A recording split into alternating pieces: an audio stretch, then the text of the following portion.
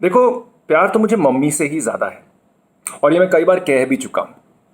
हम माने या ना माने, चाहे खुद को कितना भी दिलासा दें कि हम बड़े हो गए हैं, स्ट्रांग हैं, इंडिपेंडेंट हैं, लेकिन अपने कमज़ोर पलों में सबसे पहले माँ की ही याद आती है। माँ चाहे तो अपनी जान तुम पर न्यौछावर कर दे। छोटी छोटी बातों में ही हाल पूछ लेती है। पास होती है तो पूछती है, कुछ खाओगे? दूर होती है तो पूछती है, कुछ खाया? कई बार तुम्हें खिलाने की फिक्र में खुद खाना भूल जाती है। इनोसेंट से सवालों से तुम्हारे हाँ या ना में सब समझ जाती है। तो जाहिर सी बात है कि इस लॉकडाउन में भी हम सबको माँ की याद आई होगी। मुझे तो बहुत आई। वो क्या है ना कि बचपन से ही मेरे हर मुश्किल पल में माँ मेरी प्रोटेक्टर रही हैं। मैं हजार गलतियां करूं और वो डांट और पुचकार के बड़े ही सधे कॉम्बिनेशन से मुझे बचा लेती। दोबारा ऐसी गलती ना हो इसलिए पापा का खौफ दिया जाता और मुझे जाने देती।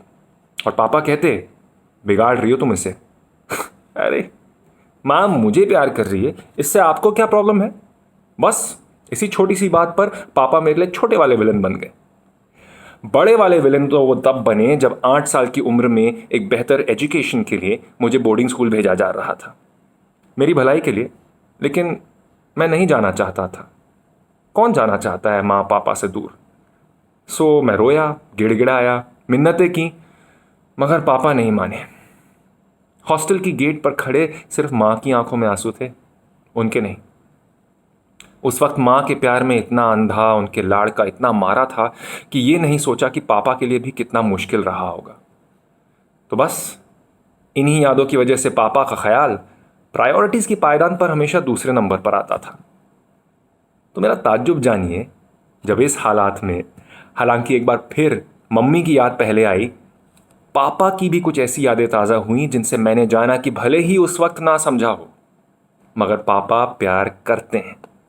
बस उनका तरीका अलग है।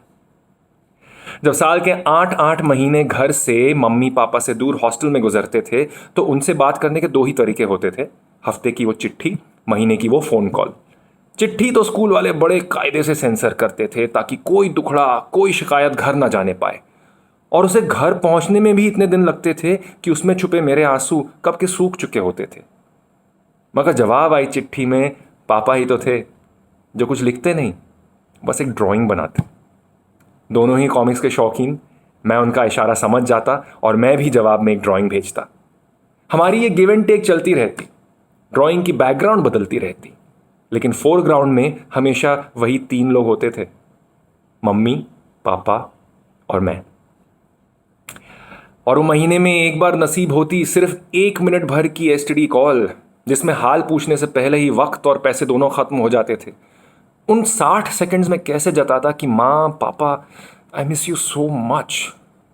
रोने का मन होता था, लेकिन पापा ही तो थे जो उसमें गाना सुनाते और मेरा मन बहलाने के लिए गाने के लिरिक्स बदल देते।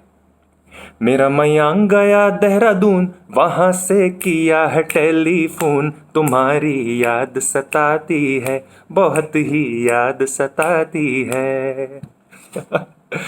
पापा ही तो थे जो कहते थे कि कभी हमारी याद आए तो गुनगुना लेना। कोई कुछ बुरा भला कहे तो गुनगुना लेना, कभी मन ना लगे तो गुनगुना लेना, और कोई वजह ना मिले तो भी गुनगुना लेना। सालों बाद जब उन्हीं की तरह डेंटिस्ट बनने के बाद दुनिया के सामने गाने का मौका मिला, तब उन्होंने कहा, बेटा अच्छे से गाना, खूब मेहनत करना, और अगर शो से आउट हो गए तो उसे अपनी हार मत मानना, अपने सफ़र का एक हिस्सा समझना। जब आउट हुआ तो उनकी इसी बात को मानते हुए मैंने जाना कि मैं जीता तो नहीं, लेकिन मैं हारा भी नहीं। ये तो बस शुरुआत है। वैसे हमारे बीच ज़्यादा बातें नहीं होती थी, आज भी महीनों तक नहीं होती।